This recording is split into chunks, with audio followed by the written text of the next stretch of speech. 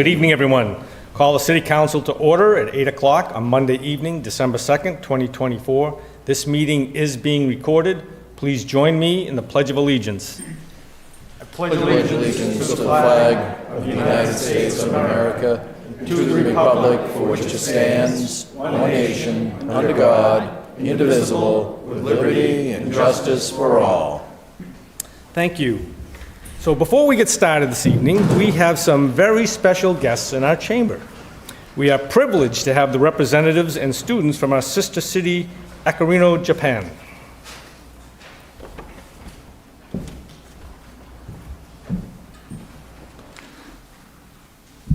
So what I'd like to do is read a brief statement for our visitors here this evening, and I hope you'll be kind with my Japanese.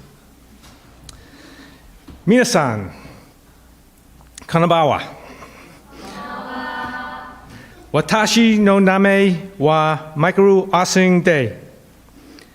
Akarino-shi no minasan Marlborough e yokoso. Akoshi itadaki koe des. Samui deshu.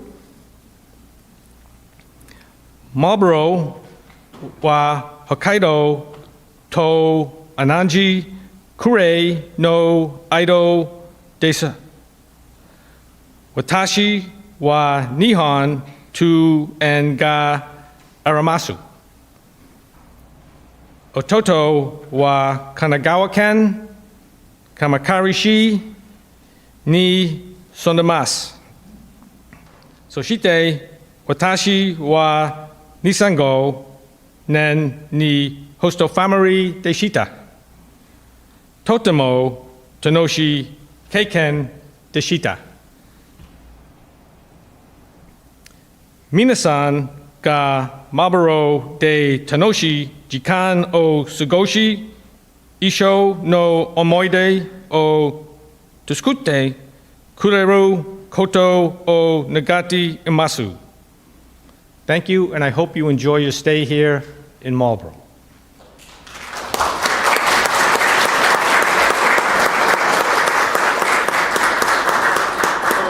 This evening we have some of the delegation members from Akarino, the principal, two chaperones, another chaperone from the youth club, and then the students. So what I'd like to do is invite them one at a time up here. I'd like to start with Harumi Tada to come on up. Come on up. And we have a proclamation and a gift for each of you as well. And Mr. Mayor, you want to do the proclamation for each one as we get here? I have for the students. Oh, for the students? Okay. So, Harumi, you're welcome if you want to give a few words. So, nice to see you. Nice to see you. Podium is yours. Yeah. Hello, everyone. Hello. I'm the principal of Middle Junior High School in Akirino City, Tokyo. My name is Harumi Tada. I'm very happy to be here and to come. Nice to meet you. At first, thank you for giving me a chance to have a speech here and to come Marlborough, a traditional and historical city. This is the first time for me to come Marlborough, so I'm really excited to have many experiences. We have 8 junior high school students in the back of you. These students are selected from each school in Akirino City and started staying with their host families. We have only a few days in here, but we would like to have good experience and share many memories with you. And I hope this program continue long for lasting friendship with us. Thank you for listening. Thank you, Harumi.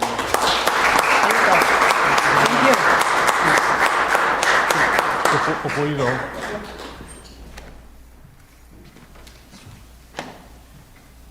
Thank you. Thank you. Do any of the other visitors want to say anything, or just should I just recognize them? Sorry, I can't understand. Okay, all right, nope, that's okay. Yoshimasa Miyazaki? Don't, just want to recognize, so, no, you're good.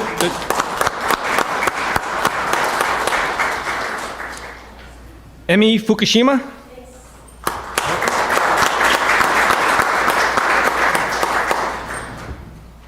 Aika Sumiyama?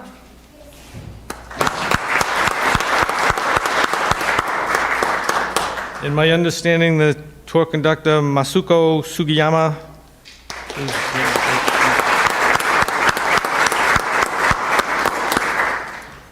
And then for the students, if each one of the students would like to come up when I call their name, Himino Inua.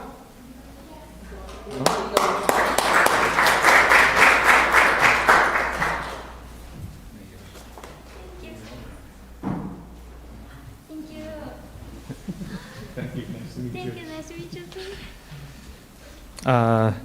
Nanoka Takagi.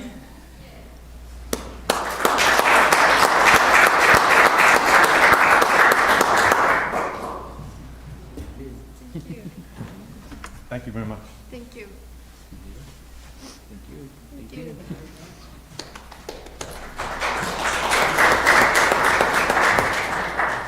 Jin Nishida.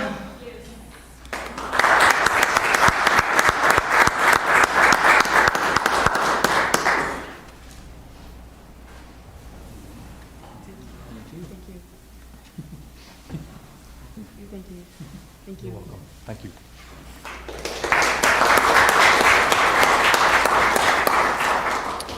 Mako Amira.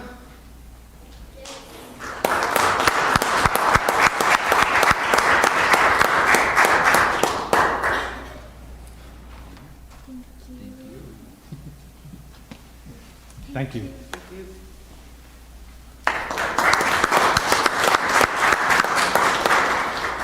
Danoka Hosabuchi.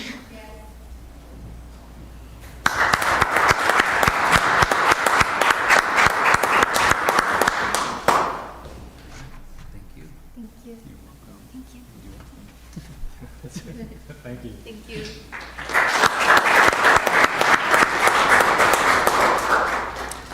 Ayaka Takuchi. Nope, hang on. Ayaka Takuche.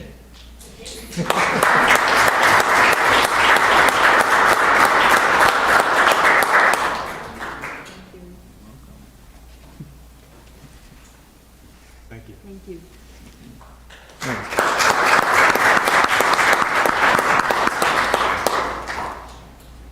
Haruka Nakazato.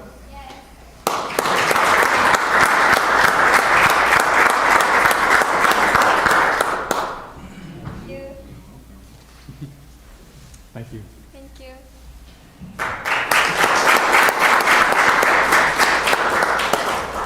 And Kokoro Nakazawa.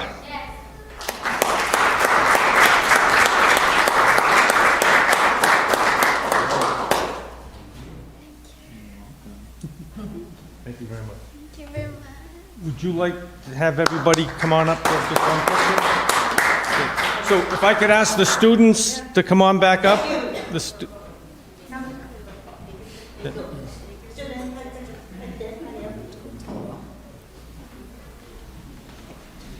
want to just line up right? Counselors, you want to come on up for a picture?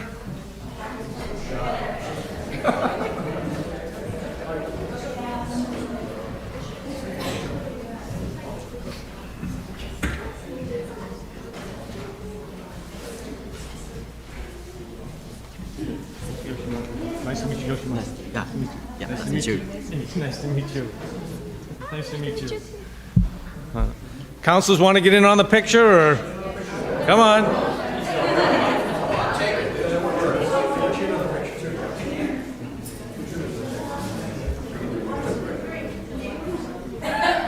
We'll stand right up around here, and they can. Yep, come on up. You come on up, come on. There's plenty of room up here. Everybody good? Mr. Mayor, you want to get in here? All right.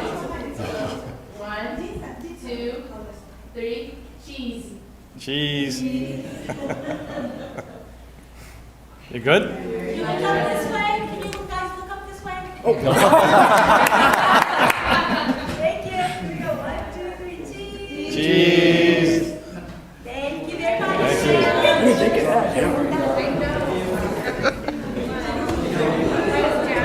You're very welcome.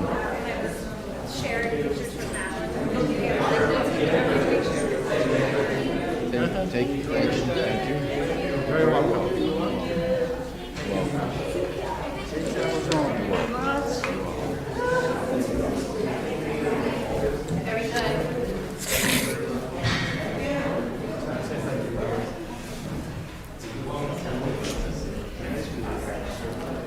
She's going to send me pictures. So, councilors, I would be remiss if I didn't extend a thank you to my brother Eric and his wife Satoko, who spent some painful hours with me trying to improve my non-existent Japanese language skills. So, Eric.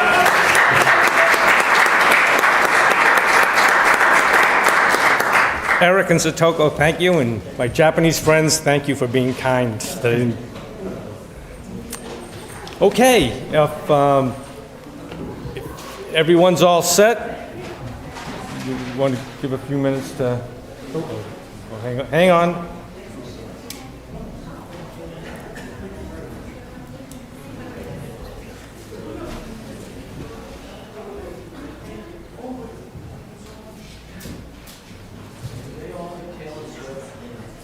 They don't like Taylor Swift.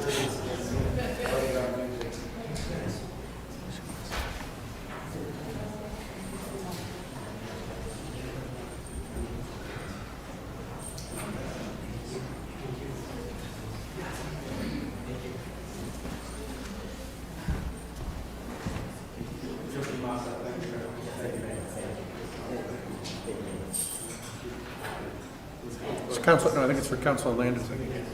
Who will take it for? Thank you. Thank you very much. Appreciate it. Thank you.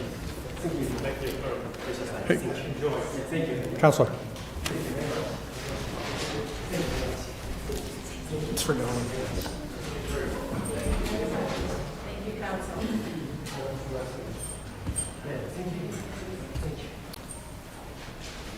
Okay, so now that the fun portion of the meeting's over, there are 13 items on this evening's agenda. I will ask the city clerk to please read agenda item number 1. Minutes of the City Council meeting, November 18th, 2024. Councilor Brown. Thank you, Mr. President. Move to accept and place on file the minutes as amended. Motion made and second to accept and place on file the minutes. Any discussion on the motion? Seeing none of those in favor? Opposed? The minutes are filed 10-0. Agenda item number 2. Now is the time for the public hearing on the application for special permit from Attorney Christopher Flood on behalf of Annabelle E. Guillermo Sacor to convert an existing 2-family residential property to a 3-family residential property at 30 Maple Street, order number 24-100-9298. Okay, this public hearing we've taken up in 4 stages. First, the public speaking in favor. Second, questions from the public. Third, public speaking in opposition. And finally, 4, questions from the City Council. So we'll open the first part of the public hearing with the public speaking in favor, starting with the applicant. I'll ask them to please take the podium. Please state your name and address for the record.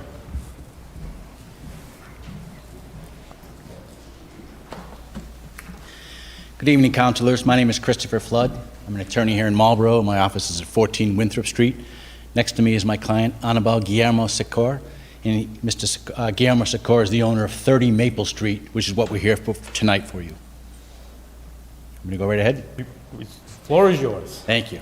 So we're here for 30 Maple Street, and that is located in the Residence C district.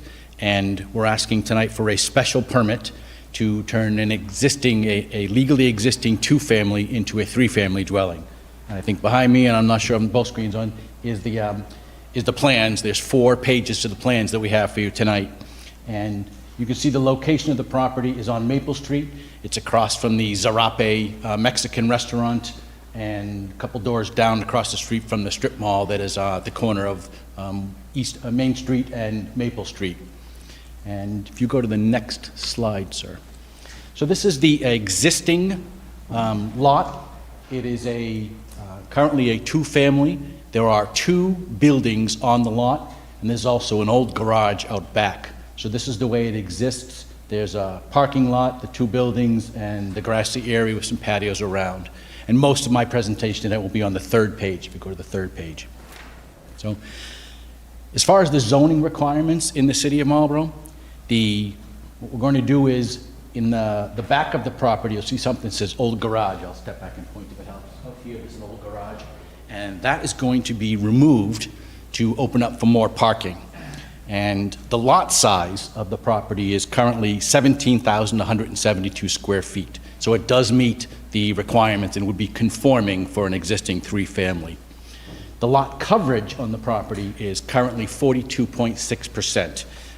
The requirements are 30. This is a pre-existing non-conforming property. The 42.6 is going to stay. You might see there's some places that are...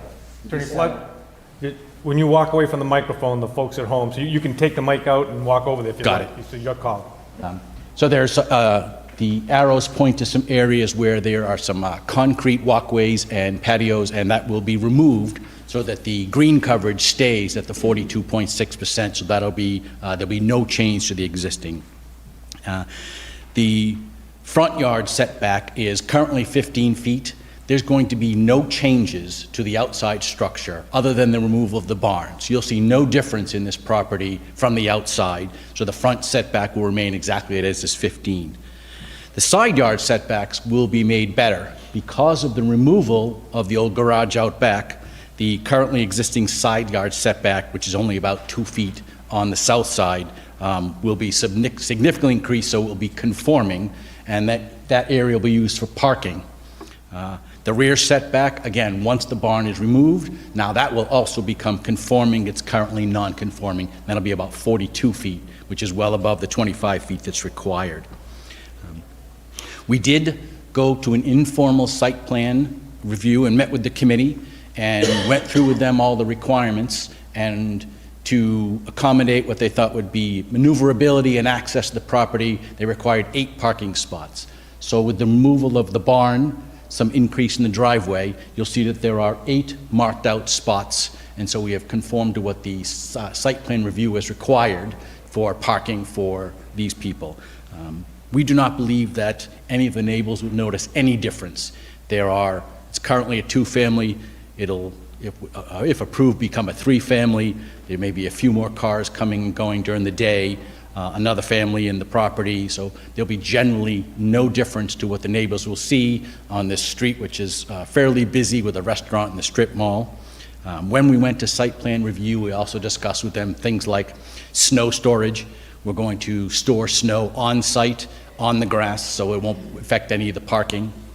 Any of the lighting that'll be used to light the parking areas on the existing home will all be facing downward, so it won't affect any of the neighbors. We'll make sure that the light doesn't spill out. And trash will be, we'll just probably get an extra bin that the city provides. They'll be stored up at the property and then brought down on Tuesdays when the trash is picked up by the city. So what we're doing is asking that the council approve a special permit to allow this to be converted to a 3-family. Again, you'll see no difference from the outside. And I open up if there's any questions. Thank you, Attorney Flood. Are there any other members of the public speaking in favor? Any other members of the public speaking in favor? Any other members of the public speaking in favor? Hearing none, I close that public hearing. Questions from the public? Any questions from the public? I'll ask you to please take the microphone over there and at the podium. Please state your name and address for the record, please. Sure. My name is Mariela Velasquez. I'm Luis Velasquez. We live in 11 Maddox Road. And our yards immediately, well, you talk about Maple Street, which is a fairly busy street. Our backyards directly abut their yard, which is a very residential street. All of the streets, all of the houses on Maddox Road are single-family homes. And so we have some questions about this. We've reviewed this before with some other owners that have tried to do something similar, although this is different, so we have some questions. So one of them is the house going to be owner-occupied? The house will not be owner-occupied. So this is a rental property? Yes. Okay. So our backyard abuts right at that parking area. Actually, the whole That whole backside is our fence as a dividing yard to our single-family home that we've lived there over 20 years. So we have some special interest to ensure that there's level of noise, level of parking, access, which you're saying that parking will be along that side where the pink is, if I'm understanding correctly? Yes, if you see, they'll come in off the driveway off of Maple Street. Yep. They'll go in, and then there'll be parking facing, so all the parking will be facing, I guess, sideways to your house. And- So they and won't be How parking. many are along the back where I'm the sorry, can you hear your garage used to question? be? How many parking spaces are along the back where the On the garage- very back, there's one, but there's a total of 8. Yep. So as the cars are coming up the driveway, their lights are gonna be flashing directly into my property. I'm concerned about light, as well as noise and just car pollution, having 8 vehicles parked back there idling. And I'm just sitting in my backyard trying to enjoy a cup of coffee while I'm getting all this ruckus happening from that area. So right now, the barn or the garage is not, it is abandoned and not utilized, so it's quiet. So one of the things that we would ask is for screening there. That is not in the plans today. So Okay. where the garage used to be, there's a whole fence that goes along our yards. So there's currently a fence along your yard? There is currently a fence Good. that we put up. But it's not gonna be enough, you could still see. It's just a wooden fence. Yeah. And so what we're asking for consideration is screening along where the barn, that corner, along the corner there, so that cars do not park immediately into the fence. So the cars will be required to park in the 8 spots that are outlined on the plan. What I'm asking for is that the parking spaces do not abut immediately on the fence, so that there is trees or screening or shrubbery in front, so that they're not, it's a safety concern for us as well. Sure. So what exists is a current 2-family home, and so we think that there may be a few more cars that'll come and go. Right. I don't think, as you suggested, I doubt that you'll see 8 cars idling at any one time on the property. But we do share your concern that you're worried about, you know. Currently, we see 3 vehicles, just 3, but we're talking about increasing. that. Doubling. Yeah, We're talking 1 more unit. We're talking about 4 more cars, at least, 5 more cars. I don't know that there'll be 5 cars if 1 more unit is added. However, I'm not trying to dismiss your There's concerns. 8 parking spots, so there could be 8 cars. There's There the could be a potential of having 8 potential, vehicles. correct. There could be a potential of Right. up What to 8 we're cars. asking for is, you can put grass there, but cars can park on the grass. Yeah. We've seen that before. What I'm asking for is screening along, again, screening along the fence, particularly where the garage is now, as an additional buffer in between the yard, because all of the houses at the other end of the other side are all single-family homes with children and dogs, and it's a very quiet street. While the very front end on Maple Street is very transitory, the back is not. So, Sure. Mariella and Luis, Yes. I think we got your point. I see the Chair of Urban Affairs feverishly writing down your comments. I'm sure those will be taken up and discussed at the Urban Affairs meeting. Great, we have a couple, we have. Oh, yeah, more. no, keep going. Okay. The other one is, so there's 2 structures, 2 houses besides the garage. And my understanding is that the third family will be in the back house in the bottom floor, is that correct? That is correct. And currently, there is a second floor to that second building That is correct. that is labeled Unit D. That's being, a previous owner Right, had tried to, I think, put 5 units. right, we're familiar And with so that. we're only seeking 3. That's And right. that 3rd unit will be forfeited or abandoned or given up. And that's, And what about the deck? So how can we ensure that that second floor that is currently, that has been occupied in the past illegally, because at some point, you know, people just, that house gets rented. How can we ensure that that second floor on that back building that will now be utilized, not be able to get into? There's a deck back there that people go in and out of. so we're here today asking the city council to allow for a 3rd unit. And if they allow it, that will be in writing and part of what's called a special permit. We'll have to have that written out, and the city council will approve it, and it'll be recorded. So that'll be the sort of the regulations that will be issued by the city of Marlborough. So that's, I guess, the law of the city of that you can't do more than what is allowed. Okay. Same with any other property that's a single family. If someone were to have illegal tenants, they would be violating the Marlborough City Code. We're asking only to have 3 units. So I guess to ensure that, I would ask that we consider removing the access into that second floor. If it's not going to be utilized and, to your point, abandoned, then there's no need for stairs or entry into that second floor upstairs. If it's going to be for storage or some other use other than a unit, they probably still need to have access to it. So that deck was built illegally by the previous owner, which we had a relationship with. He never took out a permit for that deck. Just one day he decided to go ahead and build it and put a door there. And that immediately looks into our family room. So again, we're trying to maintain the integrity of what we've lived with for over 20 years. As a resident, we look straight into that house. So while you say the outside won't be touched and the first floor will be utilized as a third family, that's fine. I have no issue with that. I just, again, want to make sure that that second floor that currently has access, there's a whole wooden deck that goes around the whole house, there's no need for that. Or if there is for storage, that can be done differently and not in the way that it is now.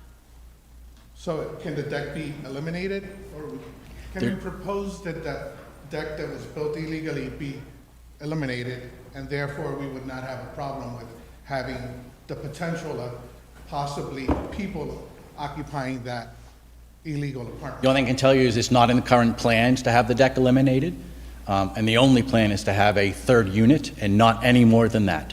So we will comply, or Mr. Guillermo Secure will comply with the regulations of the city and only have 3 families at the most if this permit is allowed. So Luis, as a city council, we hear the concerns, and I'm sure the Urban Affairs Chair will be asking more questions on both those issues during the Urban Affairs Committee meeting. So, Okay. any more, or you good? Those are my questions. Okay. My other neighbor. I'm their neighbor.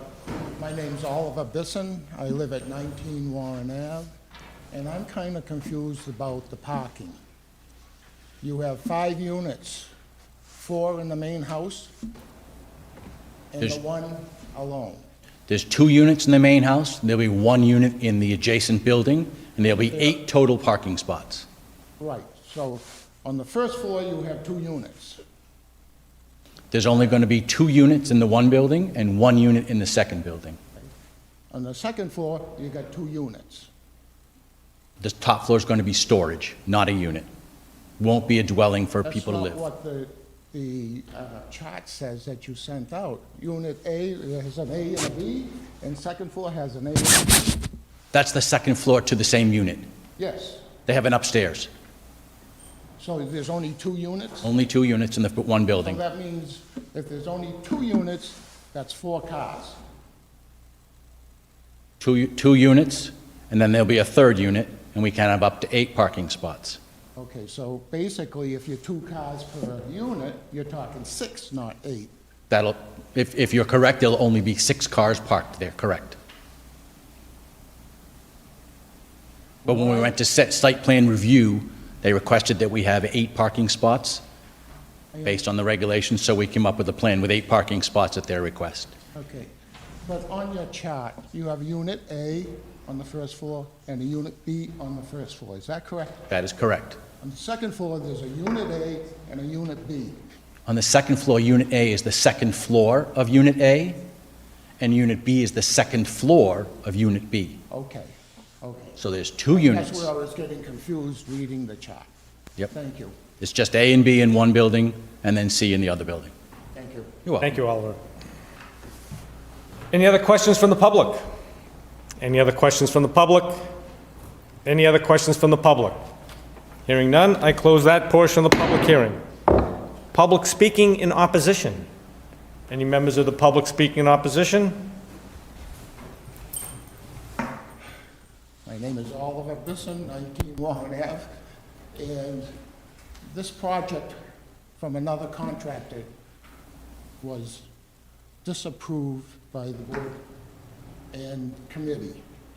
Now we have a new owner coming in doing almost the same exact thing. And I don't think it's fair to us residential owners, single-family homes, to have to put up with this in our neighborhood. Thank you for listening to me. Thank you, Oliver. My name is Luis Velasquez. I live in 11 Maddox Road, and I'm opposed to this project. I think it's just you're just cramming in a lot of things into a small area. We're gonna have a lot of renters. We're gonna have a lot of noise pollution. Again, my problems with having 8 vehicles in this small little area crammed into a small residential property, and it's just not good for our neighborhood. Not only for our neighborhood, but for the overall morale of our community. I think we're suffering with this, and we're seeing it more and more along Marlborough, and we have to do something about it. Thank you. Thank you, Luis. Thank you. Any other members of the public speaking in opposition? Any other members of the public speaking in opposition? Any other members of the public speaking in opposition? Hearing none, I close that portion of the public hearing. Questions from the city councilors? Councilors, any questions? Councilor Orm. Thank you, Mr. President. Attorney Floyd, a couple questions. I know you're showing this, and believe it or not, I can't read the print. So will you be providing this as well as maybe a larger locust plan showing Maddox Road, a street, as well as Warren, so I can get a feel for where the concerned parties live? Absolutely. When we filed for the special permit, we were required to deliver 11 copies, full-size plans to the city council. So I think enough copies have been delivered, but I can make sure you get another set.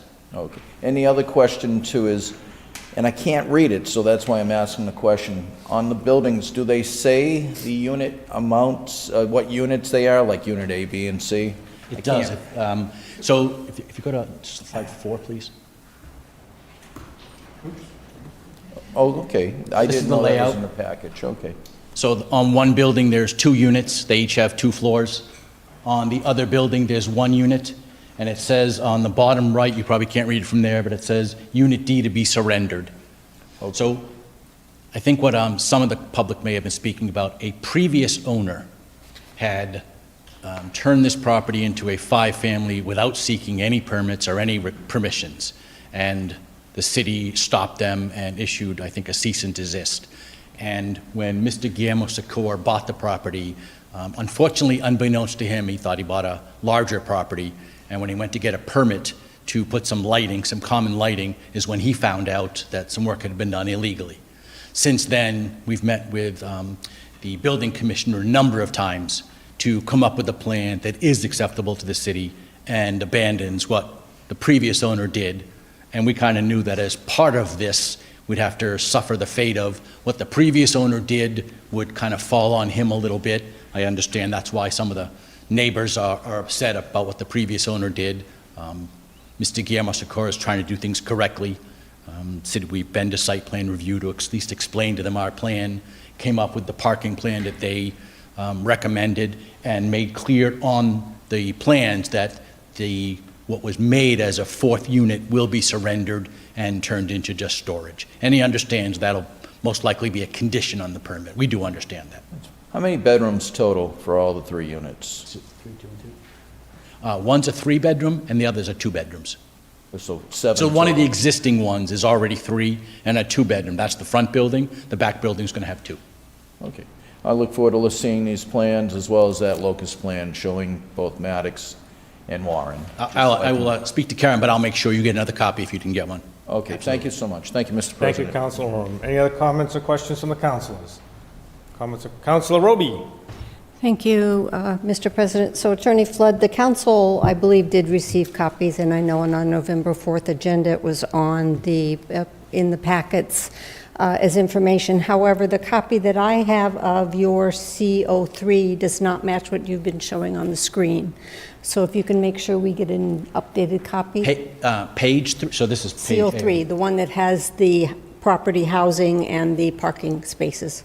My parking spaces look different. So this may be what you showed originally at the planning board, and then I believe you reconfigured the parking? We did initially show a 10 parking spot. Yeah, then and we- they're at angles, not Right, and we were asked to straight in. change them to So 8. that's the copy that we have currently. Okay, then I'll make So sure we you get the need a correct new one. copy. We asked the engineer to give me, I think, 23 copies and an electronic version, and that's what I forwarded. So if for some reason you got a previous plan, I'll make sure you get the correct one. Thank you. Any other questions from the councilors? Questions from the councilors? Councilor Naven.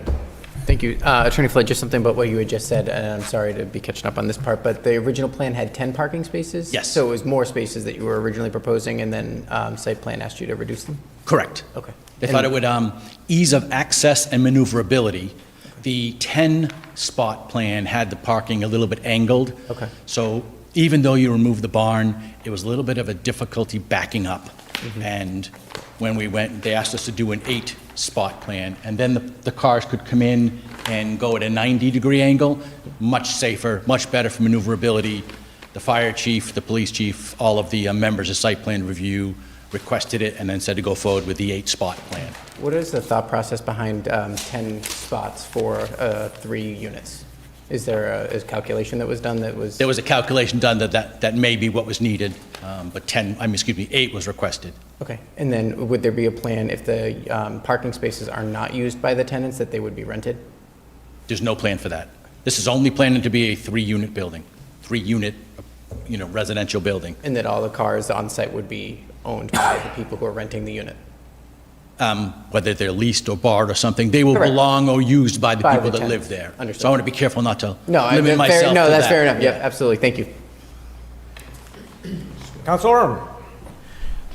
I will not need that locus plan. I do have your October 15th submittal. It was in the other part of my briefcase, so thank you for including that locus plan, as well as the floor plans. Thank you, Mr. President. Thank you, Councilor Orm. Any other questions from the councilors?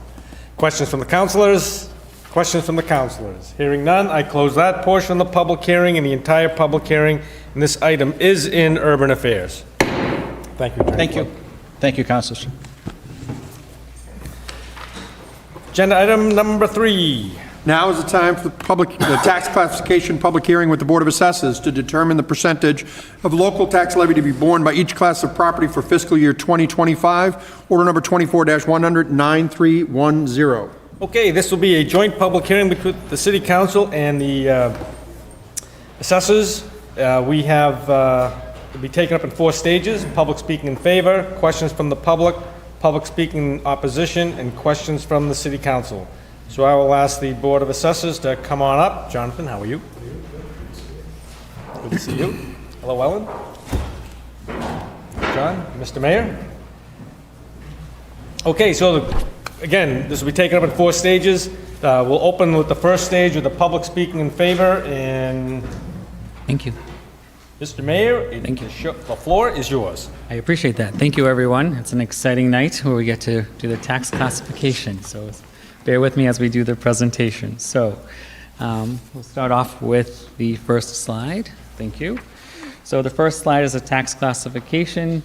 The classification hearing is an annual public hearing where the governing body, select board, city, town, council, or the municipality conduct a hearing for the purpose of deciding and voting on specific property tax allocation options. The purpose of this hearing is for us, the assessor's office, to provide all pertinent information to the governing body in order for them to make a policy decision. I promise you I'm not going to read every single slide because I want this very quickly. Yes. Next slide, please. So this is the Mass General Law. This just basically breaks down the process of how we get to the tax classification. We're at the public hearing stage. Moving on. So what is property tax levy? The property tax levy is the revenue a community can raise through real and personal property taxes. In Massachusetts, municipal revenues to support local spending for schools, public safety, and other public services are raised through the property tax levy, state aid, local receipts, and other sources. The property tax levy is the largest source of revenue for most cities and towns. So as you can see from this slide, this is where we crunch all the numbers. So the last year, 2024 levy limit was 169 million, and I'm just doing rough numbers. So once you put in your calculations, the fiscal year 2025 is 175. So new growth last year was about 3 million, and new growth this year is on track for 2.4 million. We can access taxes at $68 million more based on our excess levy capacity. So it's a big gap that we could actually access the taxes at. So other communities already have hit this levy capacity and actually increased taxes by their 2.5 override. We as a community are very fortunate to have this much of a levy capacity, and we are envied by many communities throughout the Commonwealth. Obviously, being a new mayor, that is the talk at every mayor's meeting that I go to, is always our tax levy and how financially stable we are, thanks to a very strong city council as well as previous administration. Having said that, we're moving on to next slide. So this is here where we break down the valuations for this year. So just to give you some insight, residential valuations went up about $600 million. Commercial went down about $14 million. Industrial went up $51 million. Personal property went up $1.8 million. So that's a difference of about $637 million in valuation. Some examples would be that regarding the downward for commercial would be office space, and then obviously the life science hub, which is why the industrial went up $51 million, just to give you a few examples. Having said that, we'll move on to next slide. So next slide is all about the shift. So having said that, so obviously with the calculations that we provided, I'm talking to the finance chair and President Ossing, we decided on the shift of 1.45.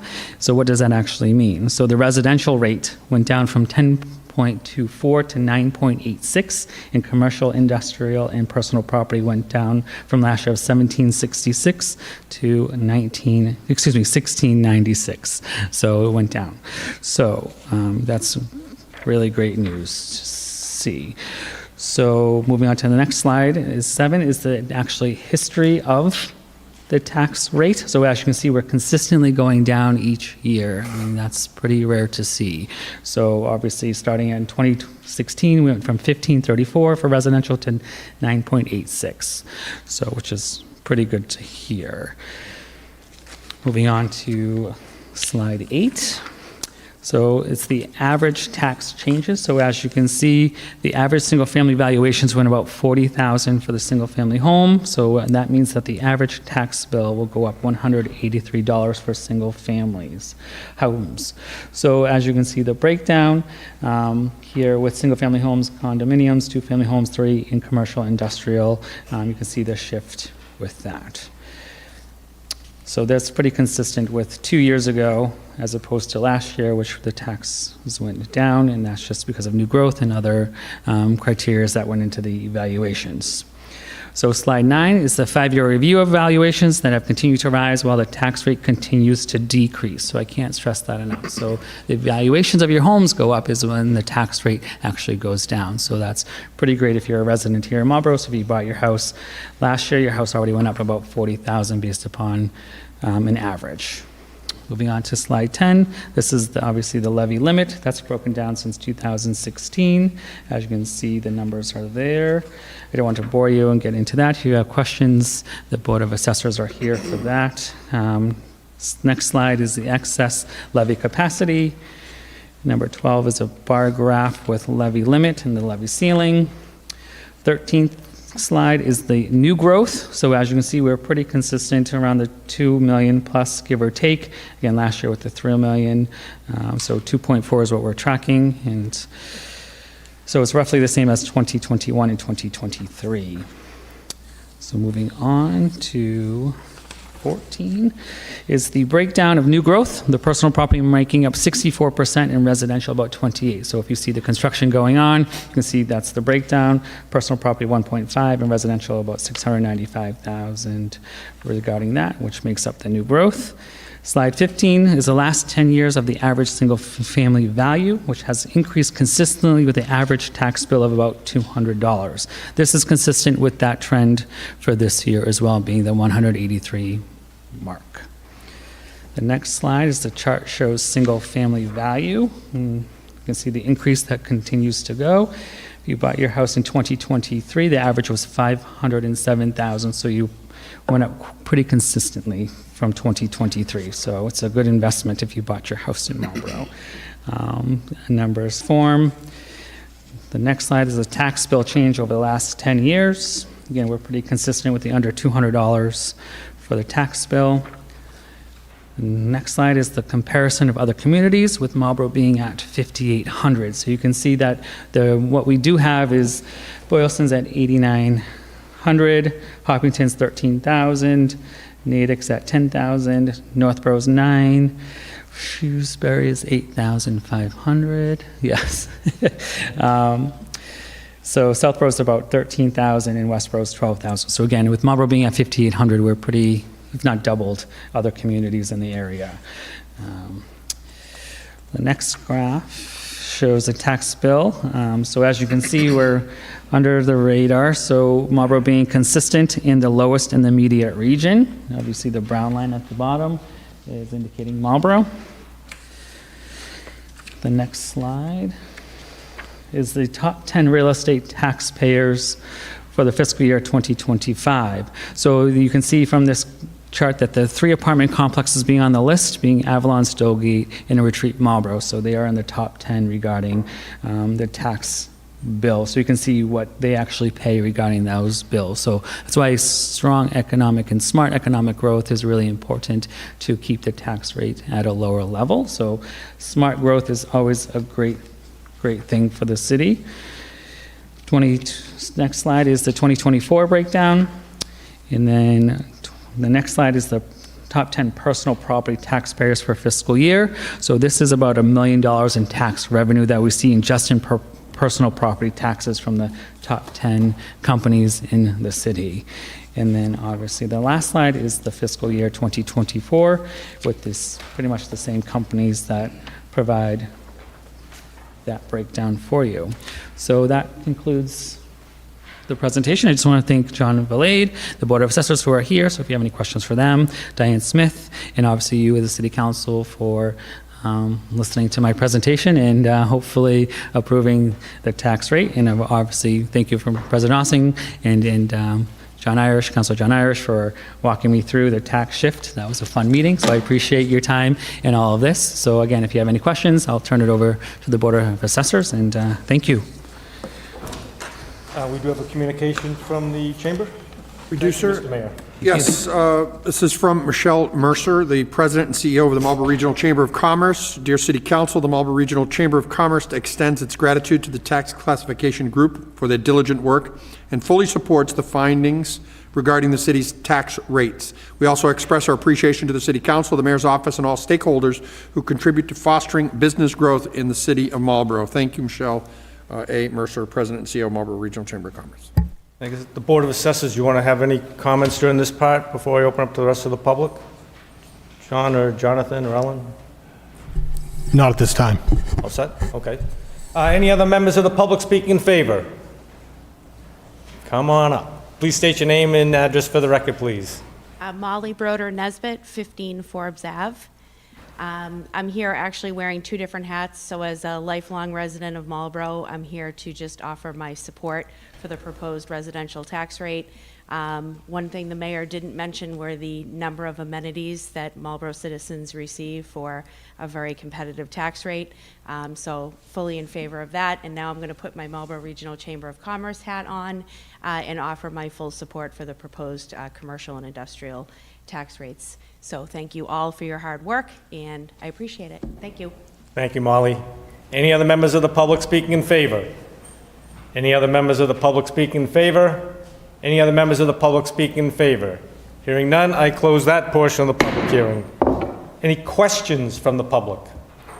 Any questions from the public? Any questions from the public?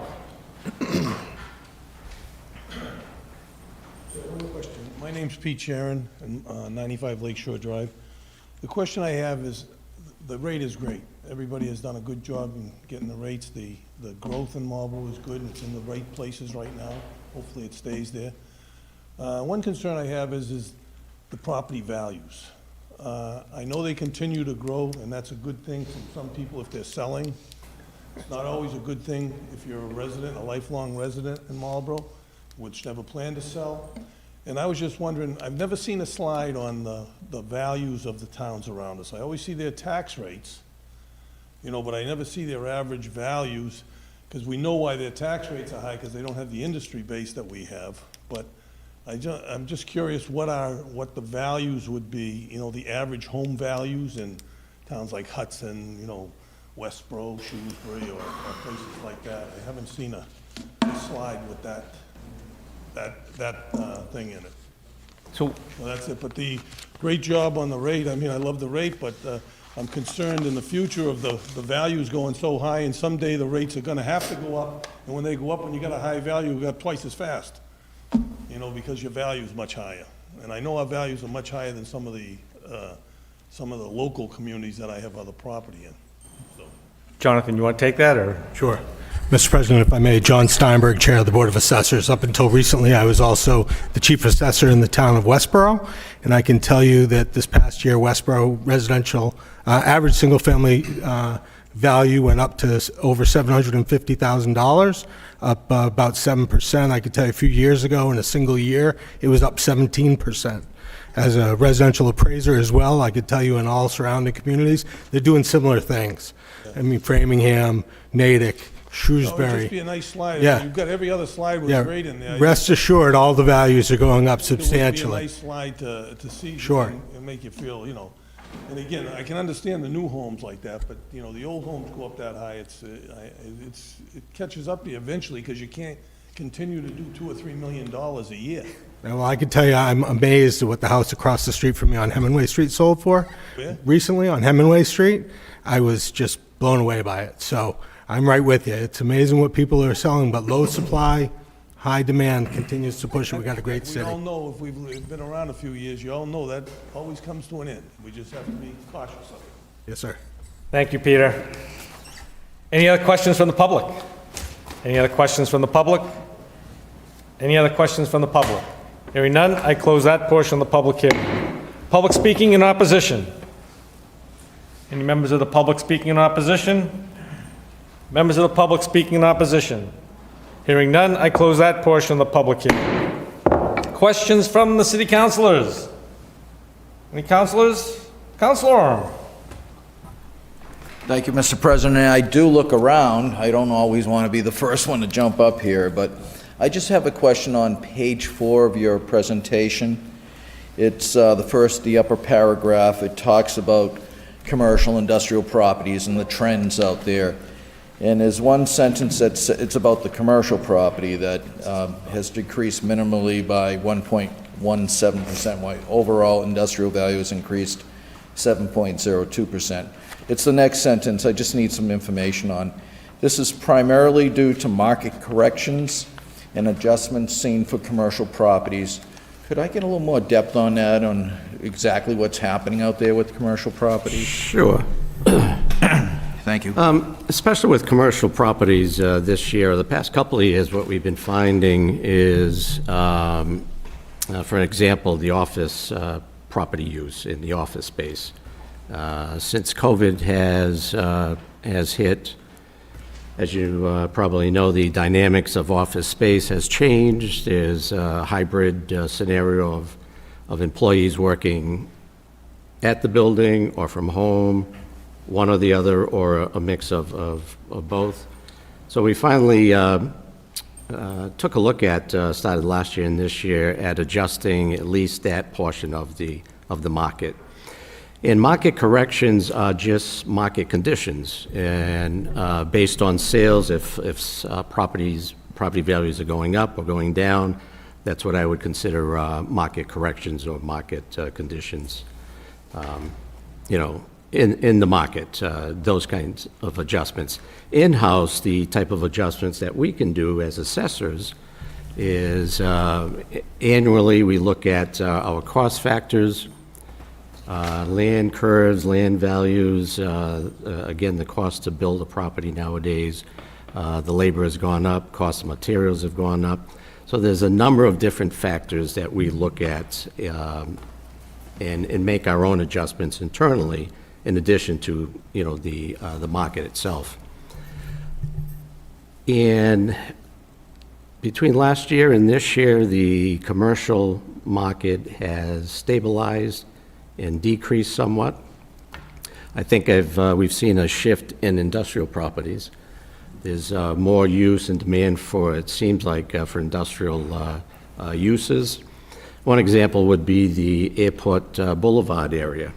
We know at the end of that street or that area, that's where the proposed pickleball facility is going in.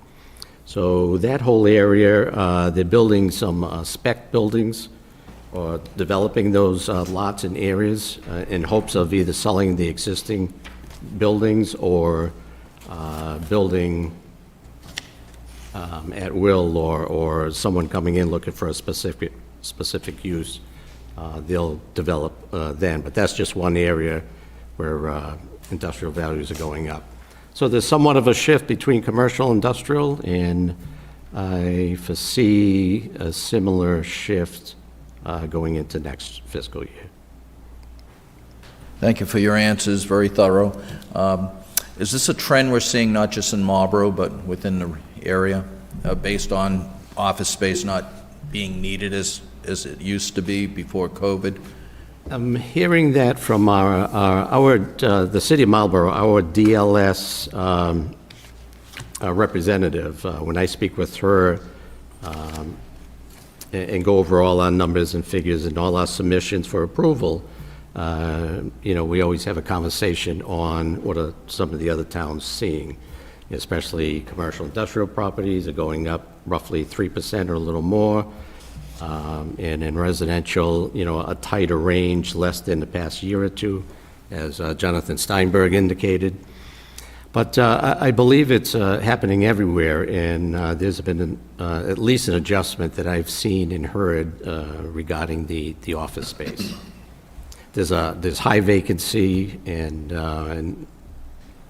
I don't know if that's going to be corrected anytime soon. Thank you, and thank you, Mr. President. Thank you, Councilor. Any other questions or comments from the councilors? Councilor Roby. Thank you, Mr. President. Back in May, we approved an almost $196 million budget for fiscal year -- We are raising a levy of $107 million. Where's the rest of the money coming from? So To I'm pay happy to budget. take that one because I'll be talking about that momentarily. So if I know Councilor Ficillo's been all over it, so it's my A equals B plus C plus D. So the budget that we set in May has to be made up by three components: the state funding, our local receipts, and then we subtract those two, and what's left is a levy, and that's what we ask the taxpayers for. Right? So why you see 196 versus 210 in the document is we've added an excess overlay and a few other items that kind of get, just added to the final figure. But that's, again, it's real simple. We set a budget in May, and we don't figure out how to pay for it until November. And you subtract out what you get from the state, subtract out what you get from local receipts, and that's what you have to ask the taxpayers to fund the difference. Jonathan or John or Ellen, anything you want to add to that, or? Good. Is that okay? Yeah, isn't there usually a sheet that we have that I know when we got something from local services gateway, I went and looked and there was a form missing. There's the form that does all of that math. So we used to sign that. Don't we usually get that copy? Yeah, we used to have to sign that. If you remember, it was a big thing at the end of the tax meeting. They'd chase us around to make sure we didn't leave before signing it. Right. They've changed the process, so that's what they call the DLS gateway. It's now in the hands of the mayor, the assessor, and Mr. Kerrigan. If that doesn't make you lose sleep tonight, I don't know what will. Okay. But they now sign it and take care of it. We don't have to. We are required to vote because. So if I look for it now, it is on the website? It has been filled out and signed? No. It hasn't been signed. They can't sign anything till we vote. Okay, but Yeah. it has been, all right, so, but the Go- form's been go filled ahead, out even John. though it hasn't been submitted? Correct. Okay. Just to give you a quick idea, initially, at the beginning of all of the analysis and the submissions, there's roughly 4 basic forms in the beginning that we submit for approval, especially our values.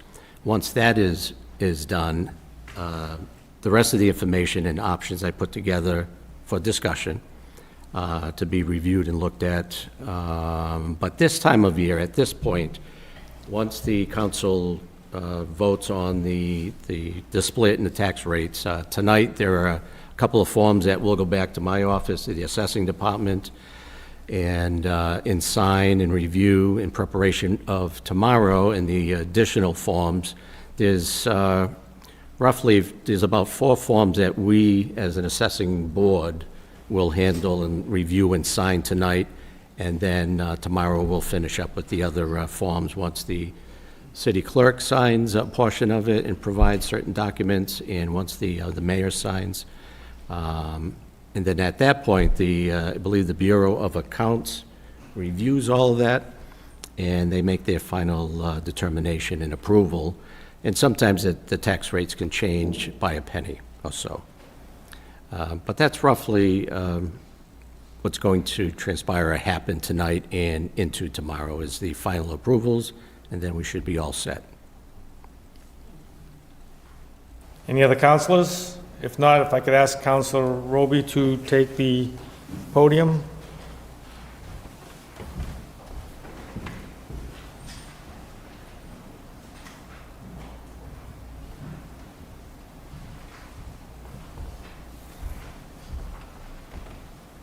Are there other councilors with questions? Councilor Ossing? Thank you, Madam President. I know I haven't given this in a while, but I thought since we have some new councilors that may want to hear it, and sometimes, in no disrespect to the new administration, I think it's good that the public hears that the council is paying attention. So I just want to acknowledge the effort of the Board of Assessors, the Finance Chair, the Mayor, Diane. Nice job. It's my intent to give you some insights regarding the information I take into consideration when I evaluate all the information that John and the team do putting this information together. So I'm going to cover numbers to put into perspective the size of our community. You heard some of them. Goals I use as a counselor, our challenges, our opportunities. I call it the always interesting crystal ball time, my look into the future, but do not hold me to it. How we did at meeting those goals, and finally the conclusion. This is my version of the city financial, state of the city financial address. So buckle in. If you're home, get comfortable, get a good beverage, and I hope you find it interesting. The property numbers and values, the mayor put the slides up. What I want to just tell you is, so property values, so the city's value went up about almost $600 million from 8.5-ish to $9.1 billion. All of that's on the residential side, all right? The commercial, industrial, and personal, what Councilor Orem was talking about, basically didn't change. If anybody's watching the news and the struggles Boston's having right now, they are in deep trouble right now in Boston. The legislature, because they want to go beyond, it's above 1.5, 1.7, they want to go to something well beyond that, which is a very, my opinion in 25 years here, you do not want to do. So that's $600 million that are all borne by the residential. So great news if you're selling your house, not so good if you're hanging out there, right, Pete? Okay, all right. But the commercial stuff is what I'm worried about, because the commercial is, if you've all seen it, COVID, no one's going into the office buildings anymore. They'll slowly come back, but it's going to take time. But we're seeing that because it's always a lagging indicator. It just takes a while. So we're seeing kind of the bottoming of that. All right, so again, budget.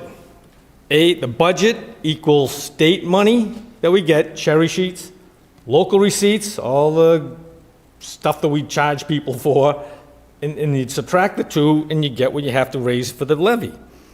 My goals, there's 5 of them, and I've been consistent with these all along. Steady, predictable tax adjustments, less than 5% on the average single-family home. We want to avoid swings. Build a stabilization account, 7 to 11% of the budget. Maintain that margin to 1.5 split. To me, that is the biggest thing I worry about. 4, recognize as a financial solid municipality by our creditors. That's important because we want to get bonds at good rates, because we got a couple projects I think I'll mention in a moment. And then maintain attractive tax rates for the residents and our commercial folks, because we are in competition, even though they're our neighbors, we are in competition for those folks, for the businesses. Challenges, state aid. While an improvement from last year, we got 1.5 million increase. I'm not holding out hope that we're gonna get a lot more than that next year. And again, why is that important? A plus B plus C. If we're not increasing state aid, either we're raising local revenues or I'm raising taxes. Local receipts, your excise tax, your permits, your fees, your room tax, water, sewer, to name a few, projected to be about $43 million. That's about $10 million less than last year, all right? But last year was the exception. We got the Northborough monies in, and plus the $1 million from the Crowley Drive project.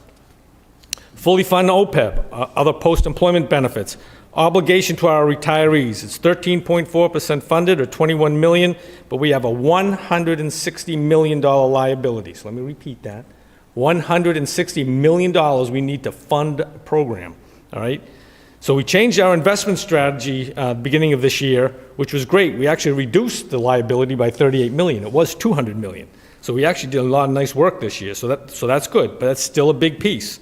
The pension fund, that's our obligation to our employees and retirees. That liability is $269 million. So the balance of that fund in September is $244. So the fund's 84% funded for the 2023 actuarial study.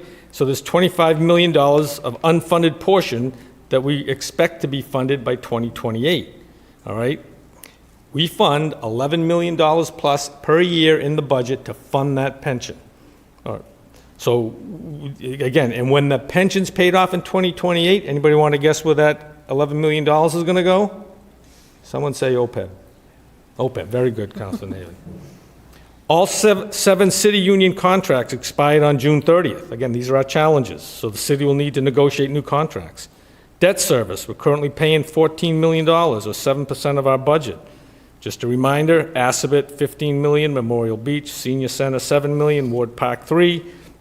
Fiscal year 16 capital bonds of 12, fiscal year 20 capital bonds of 4, lead pipe replacement program 5, Good Now School bond 57 million, library bond 13 million, and just to whet your appetite, we have pending West Side Public Safety Facility, I'm guessing 18 million, $100 million for Richer School, fiscal year capital 24 bonds we just approved at $10 million, and then we got future capital bonds in the capital plan.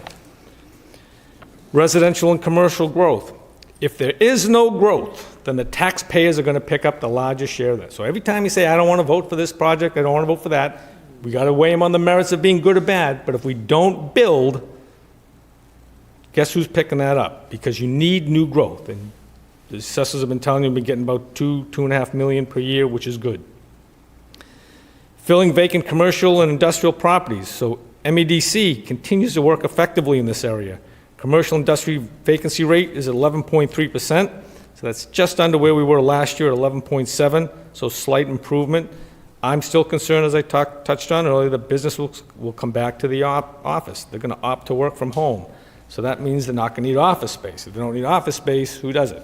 I think the council took a good initiative this year to approve the zoning on Lazat Drive to convert that to a potential condo unit, so I think that's a good start. We'll see how that pans out. Then finally, rising healthcare costs and retirements, they continue to rise. For fiscal year 25, that's $31 million in our budget, or 16% of it. So now that I've painted the challenges, let's turn to the good stuff, our opportunities. I believe the financial health of the city is strong. Stabilization account, $28 million. Undesignated fund was certified at 19. We have $13 million available. Overlay reserve, $4.5 million. Open space stabilization, $646,000. OPEB trust, as I touched on, $21 million. Meals tax, $593,000. Hotel tax, $1.6 million. And marijuana tax, I'm guessing the estimate's about $330,000 we'll take in for 2025. Excess levy capacity, the mayor touched on it, $68.9 million. That's $4 million more than last year. One of the best in the Commonwealth. You don't get any awards for it, but this is the amount the mayor's city can spend without a Prop 2.5 override. So you talk about a school, you talk about a fire station, this body decides. We don't have to go to the taxpayers. All you gotta do is watch the 2.5 overrides and how they keep going down.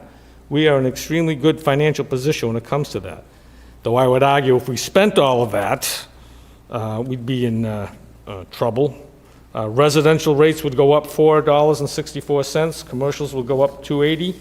So that would mean the new rates would be $14.50 for residential and $19 for commercial, which means the average house tax bill would go from $5,850 to $8,603, or a $2,753 increase. Not happy about that one, right? Okay, all right, just checking. I'll also note our obligations as council is to be good stewards of the people's money, to protect and maintain due diligence when using these funds. We don't want to squander our excellent financial position with irrational exuberance or otherwise unwise spending. Remember, steady, predictable tax adjustments. New growth continues, but is benefiting from past, emphasis on past, city council actions. It averages about $2 million a year. This year is $2.4 million. So it's down about $700,000 from last year. Approval of new projects now will impact new growth 3 to 4 years from now. So when you approve something, it doesn't get on the tax rolls right away. Alta, McGee Farm, phases 2, 3, and 4 of the Green District have potential to assist in our new growth if they come online. New growth, and I say if because some don't. I mean, we approve them, but sometimes they just don't come online. So new growth will be challenging going forward if new projects don't get approved, because you've got to keep them in the pipeline. In 2024, the council approved 1 housing project and 2 zoning change to allow potential future housing. So if we approved 57 Main Street, we reduced it from 99 to 92 units. We did the zoning change for Lazat Drive, that's 180 condos, if it gets developed. And we did the zoning change for Donald Boulevard. So that's allowing mixed use. So again, these are years into the future before we're going to see benefits from these. These projects, along with any projects in the updated zoning, will not be on the tax base until 2026 and beyond. Projects that have been approved by prior councils in the past and are not on the tax rolls yet: McGee Properties, 140 units, Eon Main, 70 units, Green Districts 3 and 4, 475 units, 272 Lincoln Street, 12 units, Armory, 17 units, Alta, 276 units. Only the Green District Phase 2, 240 units, approved in 2019, and the Pheasant Hill Assisted Living Facility, 130 units, approved by the council in 2019, came online in 2024. 5 years, all right? So again, the decisions you make to impact taxes are, you've got to be forward-thinking. So you need to have a continuous pipeline of projects to assist in keeping taxes stable. And we've done that. We've really done. I mean, you look at those average taxes. They're all less than $200. And I'm going to tell you in a minute how much these other towns are going up this year.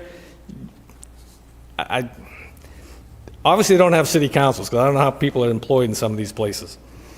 The recent Moderna TIF to bring 200 employees and build out a facility on Hayes Memorial. The Sartorius TIF to bring 120 employees and build out a facility at Donald Lynch Boulevard, as well as Sativa TIF to bring 108 employees and build out a facility on Results Way, are outstanding achievements in these times. These companies will continue to expand the life science hub in Marlborough and help stabilize the tax base and bring revenue to our local businesses. So that's one everybody take a bow on. I mean, really good. We get a lot of, actually we don't get much pushback anymore. People have come to figure out that the TIF is not a bad thing. We don't lose any taxes on a TIF. The council's rezoned Donald Lynch Boulevard with the expectation that growth in that area will provide additional benefits and tax revenue. So this is the one you like. So worth noting that the residential tax bill for the average family house in Marlborough is lower than any of our surrounding communities in fiscal year 25, at least for the ones that I've seen so far. Surrounding towns are looking at several $100 increases to the average home. The published towns to date: Shrewsbury, $250. Natick, $479. Northborough, $546. Hopkinton, $580. Westboro, $628. Southborough, $797. And the other ones that we normally track, they just haven't certified yet because of the calendar. I'm expecting I'll have that full list in another week. So Marlborough's looking at a $183 increase on that non-existent home. All right, so I feel confident to say that Marlborough will have the lowest single-family tax bill in the surrounding community, hands down. An excellent bond rating, so the city maintained the AAA bond rating again this year, and each councilor should be extremely proud of that accomplishment because it translates into lower interest rates for bonds, which in turn benefits the taxpayer by lowering the amount in the levy. And the city will need to continue with strong financial policies. So crystal ball time, what does fiscal year 26 look like? At least a $7-8 million fiscal year 26 budget. This will be a significant challenge because local and state aid are not going to keep pace. School, part I can't control, I'm hoping the superintendent is reasonable. Debt service, currently at $14 million. Next year does decrease to 13, but we've got some projects. So West Side Public Safety Building, $18 million. We have $8 million in the kitty right now, so we would bond 10. The interest on $10 million is 5, so that's $500,000 a year to our debt service. The new Richer School, yeah, you want to guess a price? I'm guessing $100 million. MSBA reimburses some percentage. I'm going to assume they're going to give us $50 million. So a $50 million bond is $25 million worth of interest. That adds $3 million in debt service. So you combine the fire station and the Richer School, $60 million bond for 30 years adds $3.5 million a year to our debt service. So that's 35 cents to the tax rate for the residents and 52 for the SIP. So that those two projects, if combined and put on right in there, would add about $208 to the tax bill. All right? So it's our job, if we can bring in new growth and be smart about it, we can lower that impact when we go out to get those projects. So in order to offset this debt and not pass the funding on to the backs of the taxpayers, the city needs to be proactive in finding funding sources via new projects that will provide new revenue for the city. Sewer, both treatment plants are upgraded and now part of our debt service. It's baked into your sewer bill. Sewer expenses do not match the income the sewer system takes in. So, shocker, be ready, anticipate about a 4.7% increase in the sewer rate next year. Water, that's you. All the water meters in the city have been replaced. This means the city is obtaining an accurate water usage and billing information, probably one of the smarter things we've done. The city continues to replace the water meter program so that you can expect to have your water meter changed out every 10 years. The city replaces about 1,200 water meters per year. The water expenses are finally being covered by the water bills and not subsidized by the levy. So the water rates for 25 increased 7%, and I would anticipate a 3.5% increase in 2026. Salary adjustments, all union contracts expired on June 30th. My observations have been that the unions have been reasonable in their requests in the past, and I hope that continues going forward. State and local receipts. For fiscal year 25, the city received an increase in state aid in the amount of $1.5 million. Local receipts just aren't keeping pace to cover budget adjustments. With budget adjustments in the $7 to $8 million range, state and local receipts need to keep pace. This is troubling because if these revenue sources do not keep pace, guess who pays the difference? Correct, the taxpayers. Use the stabilization and undesignated funds to pay down bonds, purchase capital items, and maintain tax adjustments at a steady, predictable level when necessary. The city has been fortunate to date and has not needed to use these funds to offset the levy. Reminder, if we did use those funds to try to be heroes and reduce the tax rate for 1 year, we get crushed by it the following year because that needs to be sustained. So it's not a good recipe to lower the taxes. So summarizing the crystal ball insights, debt service, health insurance, and retirement will increase. Salary adjustments, not clear. School budget unknown, unlikely to go down. State and local receipts will not keep up with the budget increases, so the results will be shifted to the levy unless there are new sources of revenue, new growth. Again, next year will be a challenge. I'm almost there. How do we do on the goals? Number 1, steady, predictable adjustments. The increase in the average home, which does not exist, is $183 or 3.2%, $5,850. It's a simple formula. Some taxes are higher, some are lower. All depends on what your new assessed value is. Worth noting, the tax bill the average house that doesn't exist pays this year is $6 less than it was 2 years ago. So, pretty good deal, my opinion. So we met that goal. 1's good. Build stabilization accounts, 7 to 11% of the budget, $210 million budget, or between 14 and 23 million.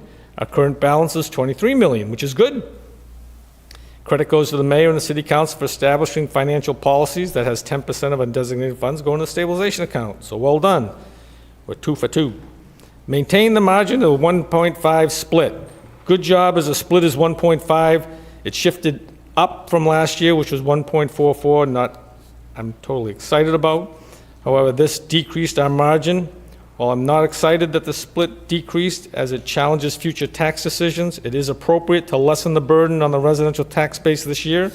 The reduction in margin takes into account the fast rising residential values and the depressed commercial values.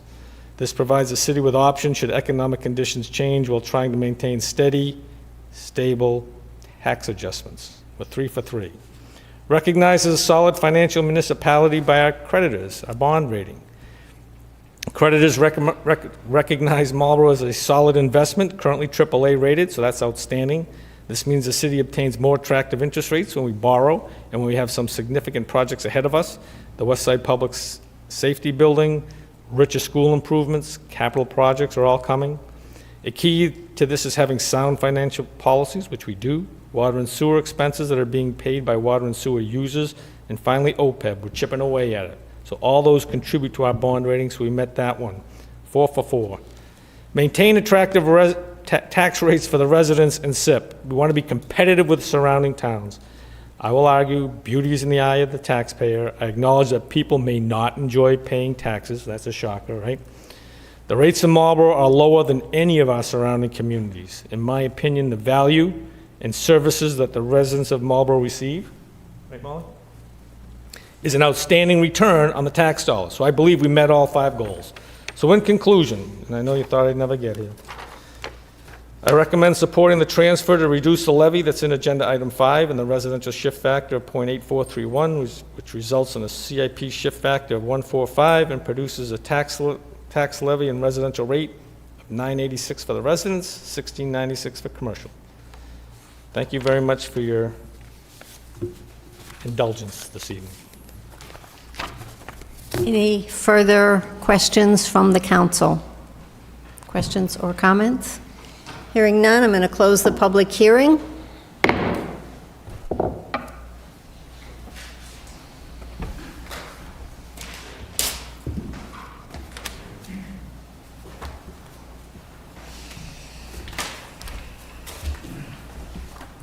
Okay, agenda item number 4.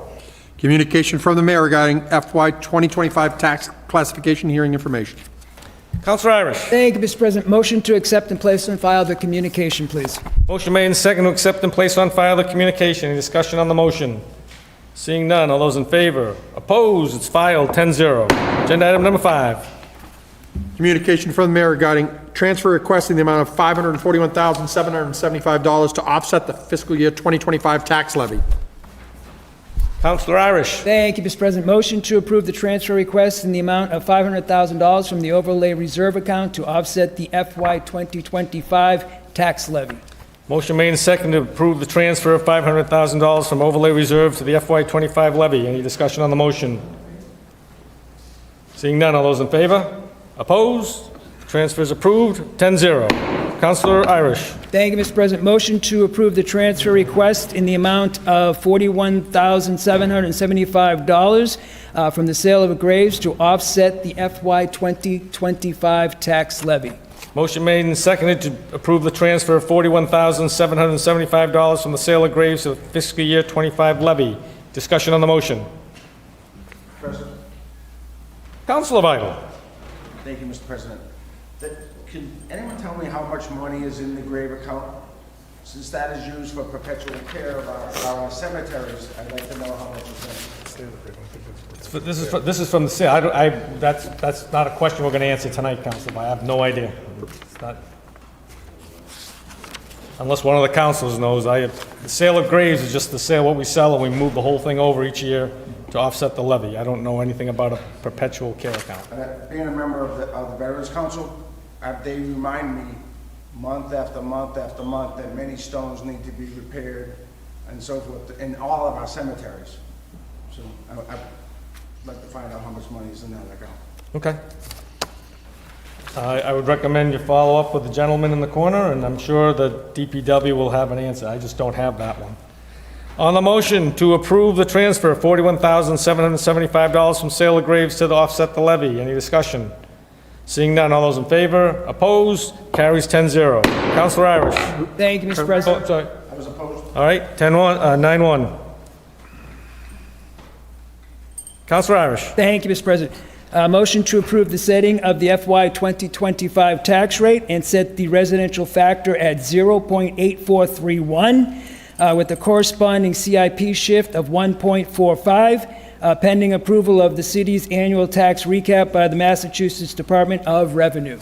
Motion made and seconded to approve the order to set the residential factor at 0.8431 with a corresponding shift of 1.45. Any discussion on the motion? Seeing none, all those in favor? Opposed? Taxes are now set. That's approved 10-0. So you have work to do. Yes, sir. Agenda item number 6. Communication from the mayor regarding gift acceptance in the amount of $1,250 from the Marlborough Foundation awarded to the Senior Center to assist seniors in need with heating costs this winter. Councilor Irish. Thank you, Mr. President. Motion to approve the gift, please. Motion made and seconded to approve the gift. Any discussion on the motion? Seeing none, all those in favor? Opposed?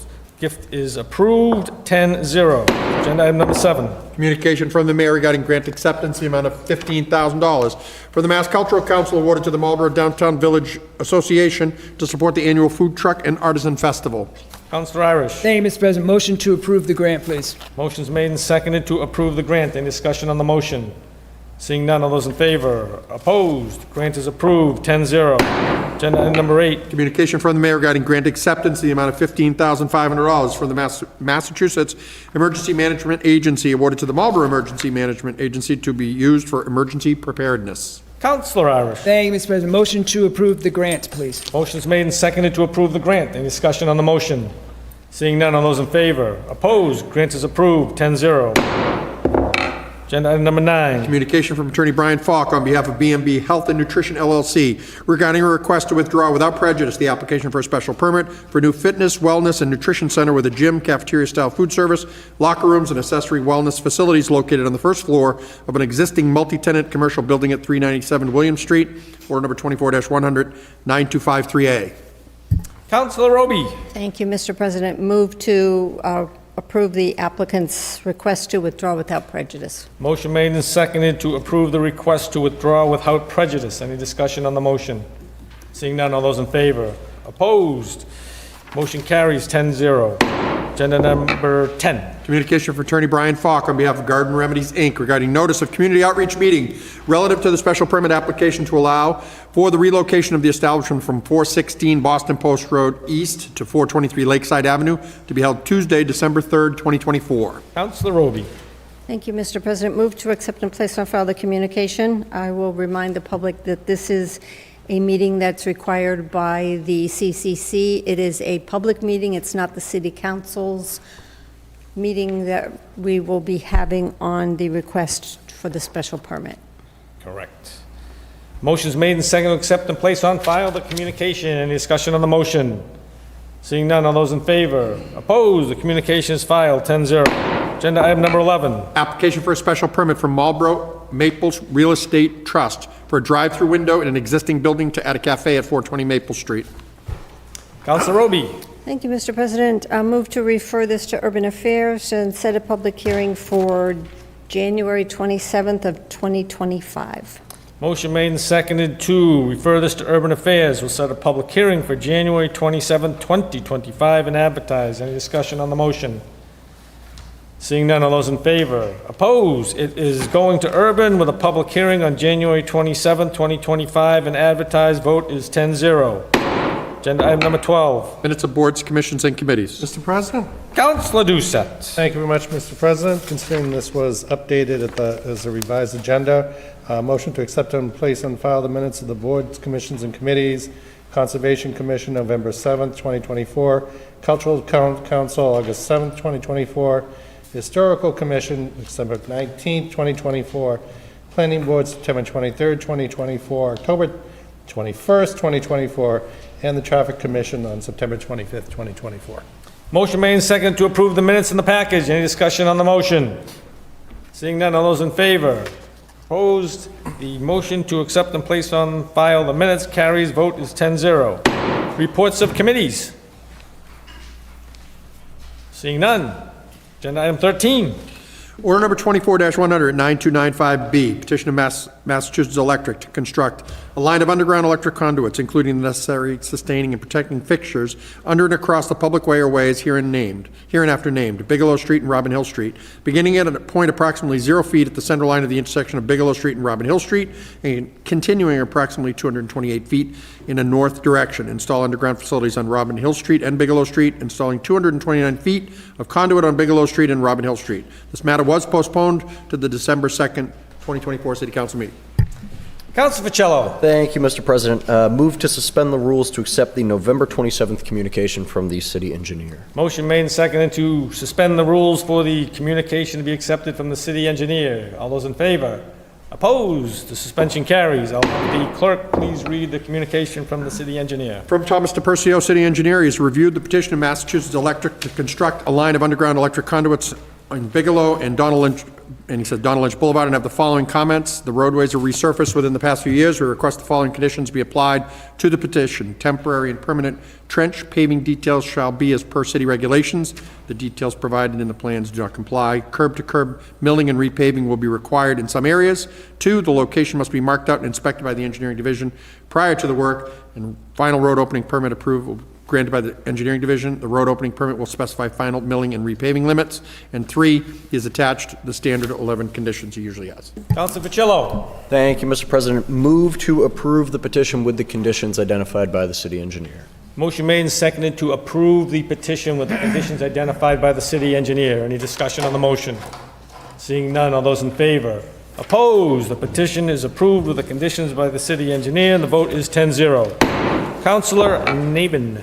Thank you, Mr. President. Move to adjourn. Motion's made and seconded to adjourn. All those in favor? Opposed? We are adjourned at 9:31. Have a good evening, everyone.